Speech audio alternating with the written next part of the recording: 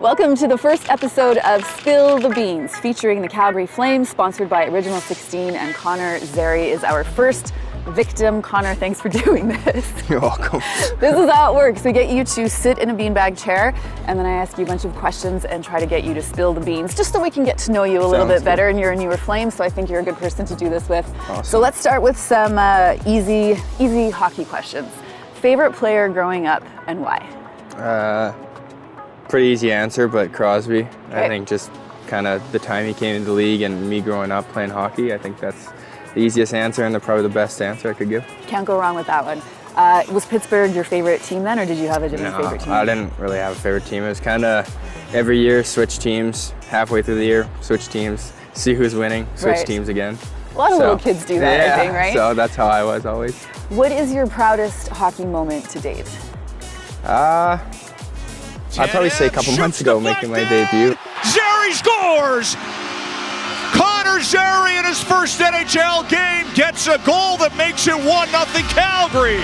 Just being able to play in my first NHL game with my mom, my dad, my brother, my grandma, I think like everyone, friends and family being there and being able to witness that, and especially being in Calgary, somewhat close to home in Saskatoon, and I think that's pretty special and something that'll stay with me forever. Mm-hmm. What has been the biggest surprise about the NHL now that you're here?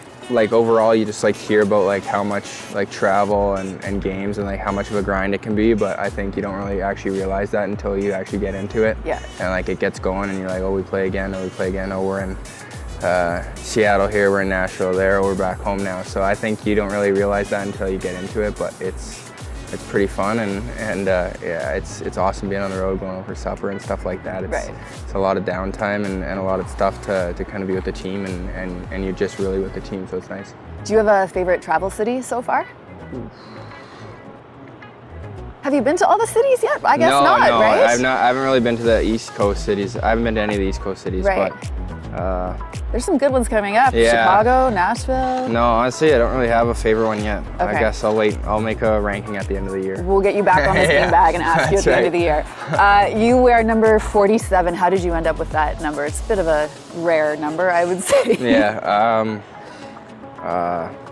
I walked into the dressing room and it was there. So if that works. Sure, yeah. You can make it famous, right? It's all yours. That's right. There you go. Do you have any game day superstitions or routines? No, just come here, skate, get in the cold tub, and go home and eat chicken and rice, and that's about all I have for like game day habits. Take a nap, just little normal things. I'd say that's about all, and then get to the rink 3 hours before. Try and get 3 hours before every game. So that's pretty much just my routine. Keep it simple. That's okay. Right. You've been playing on a line with Kadri and Pospisil. Nazem has said a few times that he tells you guys what to do and he tries to give you all his wisdom. Does he know what he's talking about? Do you listen to him? Do you take his advice? Yeah, I think he knows his stuff most of the time. I think he's always pretty intuitive with the game and how he thinks the game and where he thinks, whether that's where the puck has to go, whether he has the puck, where he sees areas where I can go to give myself more room. I think it's more little things like that are actually pretty helpful, and instead of just harping on us or something like that. It's just little things that kind of make the game easier, and we've had times where he's told me things on the bench and it happens the next shift and it creates a scoring chance or something like that. So usually I keep listening to him. Right.